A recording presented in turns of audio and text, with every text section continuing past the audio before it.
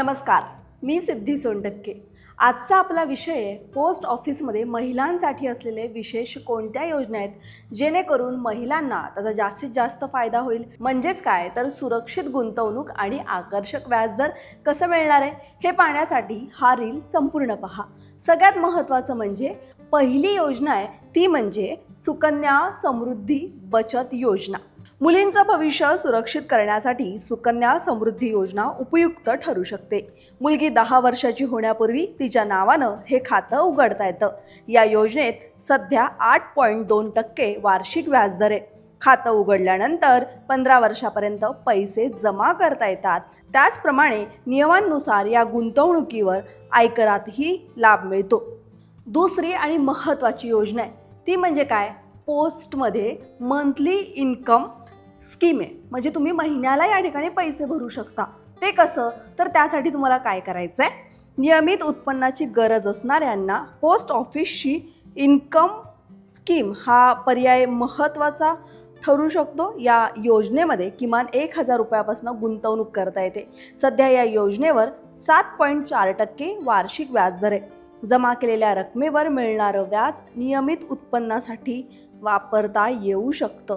त्यामुळे तुम्ही या योजनेचा देखील विचार करू शकता। तिसरी योजना आहे महिला सन्मान बचत प्रमाणपत्र।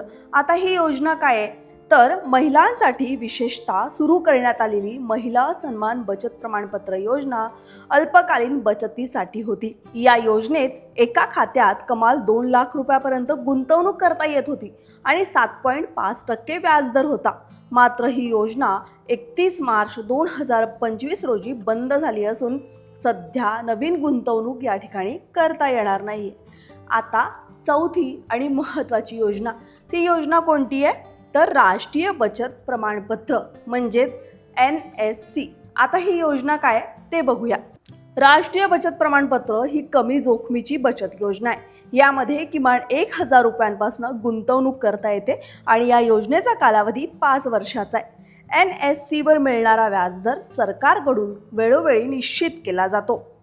पाचवी आणि महत्त्वाची योजना आहे ती म्हणजे पोस्ट ऑफिस। त्यालाच बघा, तुम्ही पोस्ट ऑफिसमध्ये जाल तर तुम्हाला म्हटलं जाईल PPF करा।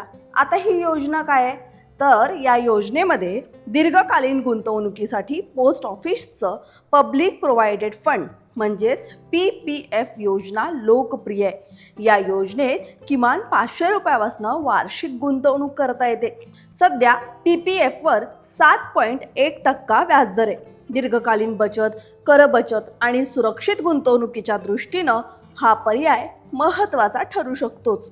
म्हणजेच काय तर महिलांसाठी PPF योजना झाली आहे। पुन्हा तुम्ही मंथली इन्कम स्कीममध्ये पैसे गुंतवू शकता। त्याचप्रमाणे तुम्ही जर लहान मुलगी असेल तुमच्याकडे तर तुम्ही सुकन्या समृद्धी ही योजना देखील, या योजनेमध्ये देखील तुम्ही पैसे गुंतवू शकता। सो ही रील जास्तीत जास्त मित्रमैत्रिणींपर्यंत तुमच्या शेअर करा। जय महाराष्ट्र न्यूज या इंस्टाग्राम पेजला फॉलो नसेल केलं तर लगेच फॉलो करा। त्याचप्रमाणे फेसबुक पेजला फॉलो करा आणि यूट्यूब चॅनल सबस्क्राईब केलं नसेल तर लगेच सबस्क्राईब करा, कारण नवीन बातम्यांचं अपडेट तुम्हाला त्याच ठिकाणी मिळणार आहे। धन्यवाद।